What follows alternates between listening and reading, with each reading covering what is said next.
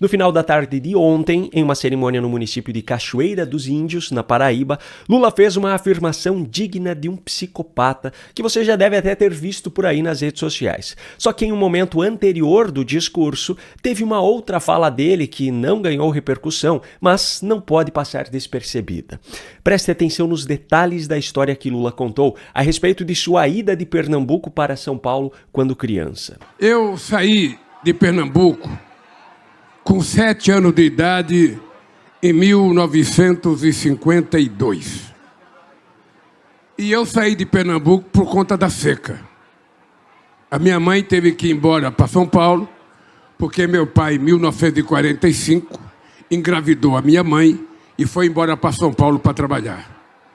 E quando meu pai voltou para buscar minha mãe, eu já estava com 7 anos de idade.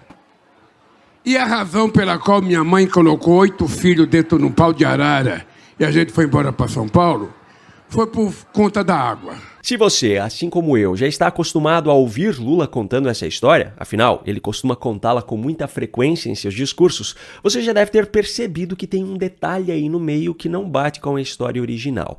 Mas se você não percebeu, não se preocupe, pois Lula contou a mesma história cerca de 4 horas antes, em uma cerimônia no município de Salgueiro, em Pernambuco. Preste atenção nos detalhes. Minha mãe teimosa colocou os 8 filhos num lugar que o prefeito deve saber, chamado Bodega do Tozinho. A gente ficou lá esperando 2 dias para chegar um pau de arara. Pegamos um pau de arara, 13 dias para chegar em São Paulo. E minha mãe veio não apenas para matar a fome dos filhos, ela veio para encontrar o marido dela, que tinha deixado ela quando ela engravidou desse que está falando com vocês. Minha mãe veio na expectativa de encontrar com meu pai. Quando nós chegamos em Santos, qual foi a surpresa da minha mãe? Meu pai tinha casado com outra mulher e já tinha uma penca de filhos. A minha mãe não teve dúvida, com 8 filhos, ela teve a coragem de se separar do meu pai.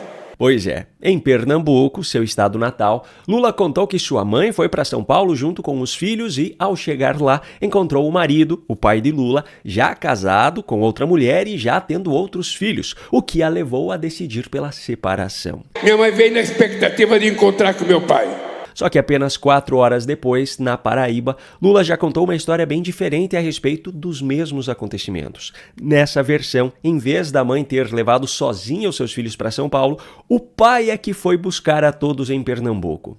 E quando meu pai voltou para buscar minha mãe, eu já estava com 7 anos de idade. Qual dessas duas versões é a verdadeira, eu não sei. Lula costuma contar a primeira delas em seus discursos. Mas o ponto central aqui é outro. Se esse homem é capaz de mentir assim a respeito da própria história, contando 2 versões diferentes dela em um mesmo dia, imagine então o que ele é capaz de fazer em relação às ações e aos resultados do seu governo. Mas esse ainda não foi o principal ponto desse discurso na Paraíba. O principal ponto foi esse, que está sendo amplamente compartilhado nas redes sociais desde ontem. E eu, graças a Deus, descobri uma coisa. Deus deixou o sertão sem água, porque ele sabia que eu ia ser presidente da República e que eu ia trazer água para cá. Sinceramente, é preciso ter uma mentalidade de psicopata ou algo até pior para pensar dessa forma. Não é possível que ele pense que milhões de pessoas sofreriam com a falta d'água, morreriam de sede e de fome, para que então surgisse um herói chamado Lula que, como presidente da República, destinasse parte do dinheiro do próprio povo para fazer a transposição de um curso d'água. E não precisamos nem entrar no mérito da questão do quanto as obras da transposição do São Francisco já atrasaram ou do quanto essas obras já foram superfaturadas. A discussão aqui é muito mais simples do que isso. Nenhum político é herói. Seja Lula ou qualquer outro, nenhum político merece ser aplaudido por ter destinado recursos para determinada obra, porque ele não fez nada além da sua obrigação, principalmente vindo daqueles que ocupam cargos no poder executivo. Político não dá nada ao povo, ele apenas decide como destinar o dinheiro que pertence ao próprio povo e que foi arrecadado pelo governo através do pagamento de impostos. E o pior de tudo, além de apenas cumprir com a sua obrigação, o político ainda é extremamente bem pago para fazer esse trabalho e, em muitos casos, abusa do seu cargo para agir com desonestidade.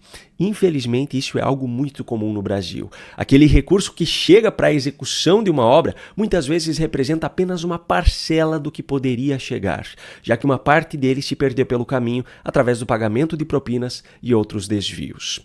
Político não é herói. Político é funcionário do povo e nada além disso.